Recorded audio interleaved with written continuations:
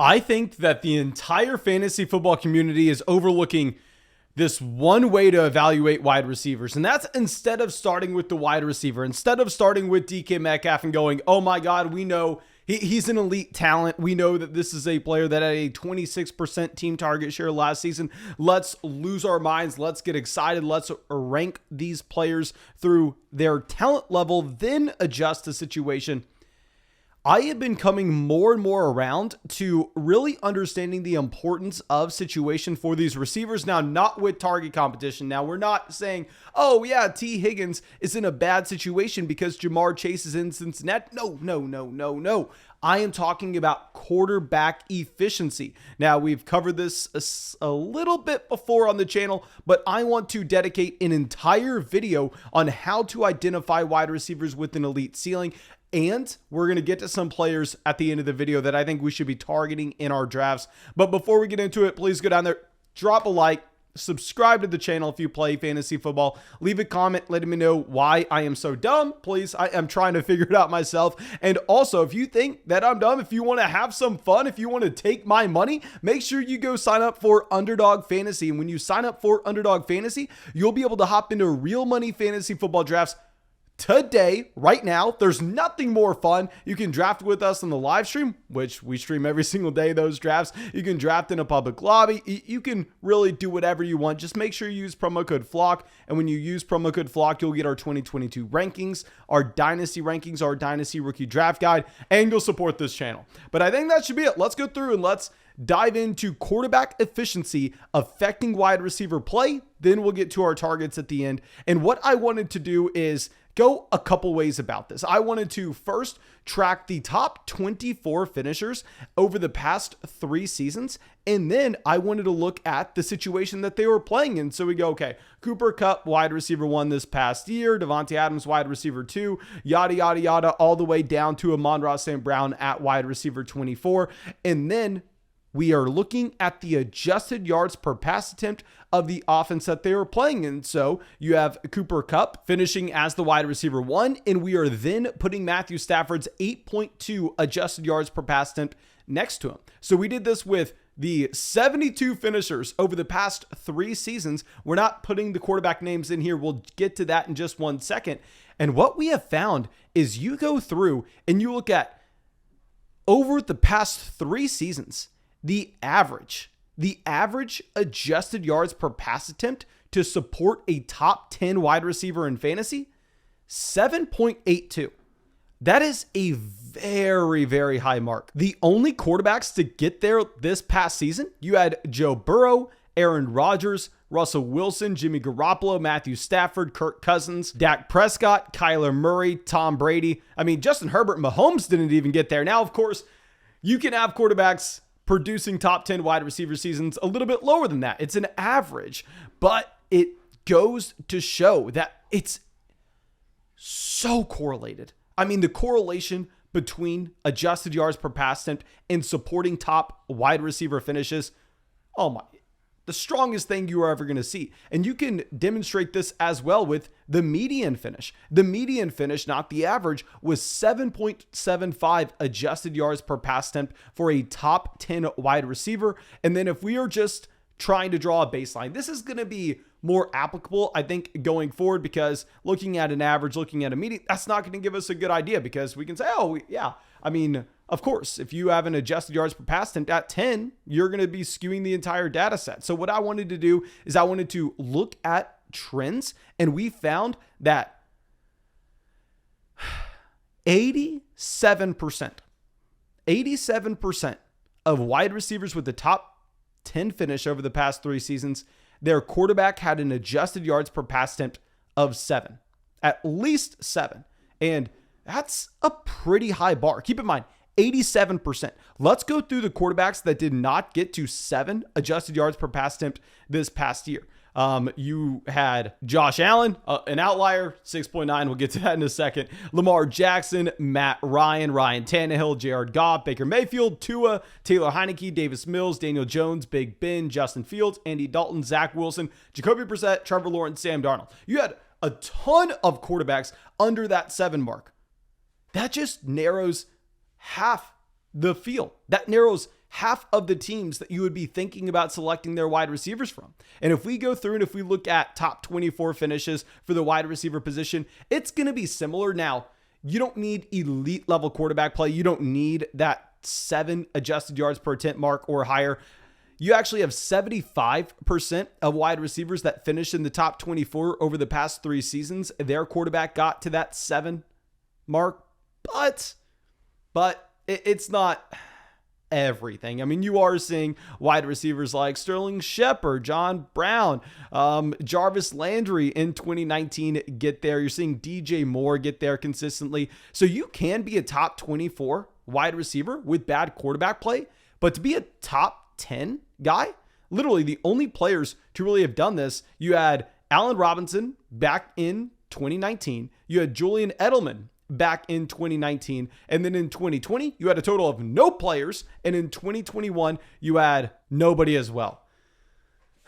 Now, we can look at this data set in a different way, and we can move the bar up a little bit. We can say, okay, if you are truly an elite level quarterback, if you are Patrick Mahomes, if you are Justin Herbert, if you are Aaron Rodgers, how consistently are these quarterbacks producing those top options? Because we know to be a top option, you need that top quarterback. But is it vice versa? Is it every top quarterback has a top option? And here, if we go through and track this, the leaders in adjusted yards per pass attempt this past season, the guys that had 8 adjusted yards per pass attempt or more, Joe Burrow, Aaron Rodgers, Russell Wilson, Jimmy Garoppolo, Stafford, Cousins, Dak. Now, if we track this, Joe Burrow put up a wide receiver 5 season with Jamar Chase, a wide receiver 13 season with T. Higgins. Aaron Rodgers put up the wide receiver 2 season overall with Devontae Adams.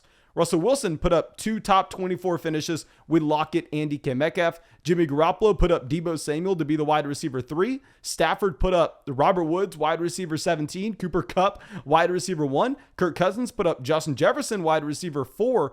Adam Thielen, wide receiver 14. Dak Prescott put up CeeDee Lamb and Dalton Schultz as well. And you see this mark throughout 2020. You see this throughout 2019 as well. The only quarterbacks that went out there and averaged over 8 adjusted yards per pass attempt that were unable to produce a top level wide receiver or tight end during this time period. You had Drew Brees in 2020. Passing volume wasn't there. Remember, Michael Thomas went down. And in 2019, you had Lamar Jackson. Lamar Jackson, a unicorn. Nobody looks like Lamar. Literally nobody looks like Lamar Jackson. So let's not overblow that. So essentially, what we can say from this data is we can say if you're an elite level quarterback, you are putting up at least one at the minimum. At the minimum, you're putting up at least one top 24 wide receiver season.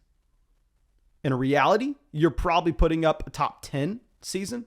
You're probably putting up multiple top 24 seasons if you don't have that one truly elite level option.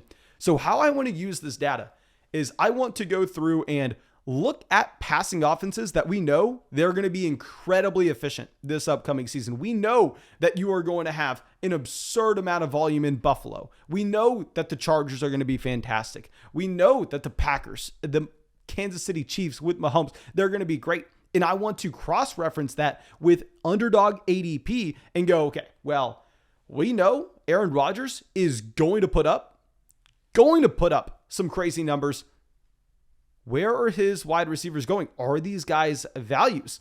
And we can go player by player here. And let's start it off with that Aaron Rodgers offense. And if you head over to Underdog Fantasy right now, as I pull this up, let me stall. Make sure you go sign up for Underdog Fantasy. Go get some real money drafts and draft with me on the live stream. Go use promo code FLOCK, link in the description. But let's pull this up now. Allen Lazard is being drafted as the wide receiver 46. Now, this sounds very low, but I will admit, whenever I'm on the clock, it is so hard for me to pull the trigger on Allen Lazard. This is a player that's being drafted a pick behind Chris Olave. He's being drafted ahead of Garrett Wilson, ahead of Dawson Knox, ahead of Marquez Valdes-Scantling, someone we'll talk about in a second, ahead of Kadarius Toney, ahead of Aaron Rodgers. Like, the underdog community, they understand. They know that these elite level ceilings are going to come from these great quarterbacks. Now, I will say if you're playing in an ESPN league, if you're playing in a league where people really don't understand what's going on, you're probably going to get Allen Lazard at a cheaper price point. So let me go through and talk about the positives and negatives here. And going back to what we were discussing with Aaron Rodgers, consistently putting up wide receiver one seasons. He has put up wide receiver one seasons from 4 different wide receivers. I couldn't find this historical data, but please leave in the comment section. How many other quarterbacks do you think have been able to produce 4 separate wide receiver ones? Because you have Davante Adams, Randall Cobb, Jordy Nelson, and Greg Jennings. And I know our memories of all those wide receivers, maybe outside of Greg Jennings, are fantastic. They were elite level options. But may I ask you, what did these guys do outside of Green Bay? What was Randall Cobb with no Aaron Rodgers? An overpaid wide. That's what he was. He was never anything without Rodgers. Now, I'm not saying that's going to be Davante Adams. Please don't make that the takeaway of this video. But we can see Rodgers consistently putting up those top level options. Also, Davante Adams leaving. Davante Adams used to command almost a 30% team target share. So there's going to be a ton of opportunity in this offense for Allen Lazard. Not only do you have Davante Adams leaving, but MVS is gone as well. So you have the number 1 receiving option by a wide margin, and then number 2 wide receiver in this offense gone. And historically, a team that's going to put up a wide receiver 1 now, I would not be willing to say Allen Lazard. I would not be willing to say that Christian Watson, they are going to be the wide receiver 1 this season. No, of course not. But when they're being drafted as a wide receiver 4 or wide receiver 5, if you draft them, then all of a sudden, hell, they're a top 24 finisher. It's money in the bank. That's straight profit. Now, we can move over to the negatives with Allen Lazard and why I'm probably not too excited to draft him. This is a player that this past season, he had 1.4 yards per route run. He's going into his age 27 season. For him to post 1.4 yards per route run at 26 years old, I think we can all be in agreement that Allen Lazard is a bad wide receiver. He's a bad wide receiver stepping into the perfect situation. And this is why I am probably not drafting Allen Lazard, but someone I need to get in more of these drafts is going to be Christian Watson. Because if we are expecting that there will be production here in Green Bay, Christian Watson right now on Underdog Fantasy is being drafted as the wide receiver 50. He's being drafted behind Devin Singletary, behind Kadarius Toney. He's being drafted almost a full round behind Allen Lazard. And we're looking at Christian Watson going, okay, he has some red flags on his profile. This is someone that's coming into the NFL in an extremely old age. Not something you like to see. I mean, really what you're looking for with these wide receiver prospects, you want someone coming out after their true junior season. But a couple things going on here with Christian Watson. He went to a small school, and I am only willing to give this one player the COVID pass. You know, everybody says, oh, Zamir White went back to Georgia because of COVID. Ignore the fact that he stayed all 4 years because it doesn't matter. No, he doesn't have an excuse. He played at freaking Georgia. They had a regular season. Christian Watson, his junior year, this is why Trey Lance didn't have a junior season. They played football in the spring. That's why Christian Watson had to stay that extra season. That's why he had to stay until his senior year. We don't know if he would have played junior season in the fall like everybody else. Who knows? Maybe he would have declared last season. So that's the really one red flag that you have. He was a dominant producer in college. If you look at the offense that he was playing in and the percentage of that offense he accounted for. Now he is an elite size adjusted athlete. That's something that's usually overhyped at the wide receiver position, and I will be willing to admit that, but come on. It's not something we can say is a bad thing here with Christian Watson, and I'm looking at it saying, well, we know there's going to be production in this wide receiver room. We can say with almost certainty that Allen Lazard is a bad wide receiver. Christian Watson maybe is bad, maybe is good, but in this offensive environment, the wide receiver 50 draft price, hell yes, we're taking a shot on that, especially on Underdog where it's a $25 buy-in, $2 million to first, $5 buy-in, $75,000 to first if you want to get in one of those tournament drafts and not a private draft. What are we looking? We're looking for that elite ceiling. How surprised would you truly be if Christian Watson went out there and posted a wide receiver 12 year on a per game basis? Now, we're going to move by Sammy Watkins. Sammy Watkins, I don't even know if he's going to make the team. Trust me, I'm rooting for our guy. Y'all know I love me some Sammy Watkins. But we're going to go back over to Kansas City because with the Kansas City Chiefs, this is another team. We know that they are going to have top finishers. We know based on the efficiency that we should expect with Patrick Mahomes that one of these wide receivers should be a value. But what's interesting is Travis Kelce can go out there and be a target hog. And all these Kansas City Chiefs wide receivers are significantly more expensive than what you have with the Green Bay Packers options, where Juju Smith-Schuster, I thought I was going to be drafting Juju a lot this year. I mean, the second that he signed in Kansas City, I was going, oh my gosh, fire me up some Juju Smith-Schuster. It looks like I'm ready to lose some more money on him. But I guess maybe I've lost enough money with Juju Smith-Schuster throughout the past 4 seasons, because I am now looking at Juju going, he's being drafted as the wide receiver 27. He's being drafted 1 spot behind Chris Godwin, 2 spots behind Travis Etienne. He's being drafted before J.K. Dobbins. It's very hard for me to pay this price point. Now, I will speak on some positives of Juju Smith-Schuster. Yes, early on, he looked like he was going to be one of the best wide receivers of all time. I mean, we go back and look at his age 22 season where he posted over 6 receptions a game. And on top of that, he posted about 86 receiving yards a game. The only players that have been able to do that at 22 or 21 years old, you had Juju Smith-Schuster, Larry Fitzgerald, Josh Gordon, Justin Jefferson, and Odell Beckham Jr. Those were the 5 players that managed to do it. So trust me, I'm always going to have a soft spot for Juju, but there are some screaming red flags here. He has been atrocious. He has been a train wreck over the past 3 seasons. Obviously, 2021, he was injured, but in 2020, he averaged 1.4 yards per route run. Right there with Allen Lazard. He fell to 46 air yards a game, simply not being involved at all down the field. Now, you can make the argument, oh, Mason, this is just because Ben Roethlisberger had no arm strength left. Well, Deontay Johnson was just fine. Deontay Johnson was a pretty good wide receiver in that same scenario. We also go to the fact, and this is maybe the most glaring red flag for Juju. No NFL teams wanted him this offseason. The man signed a contract that had $2.4 million guaranteed. Allen Robinson signed a $30 million guaranteed contract this offseason. Juju's was $2.4 million. That's concerning for me as well.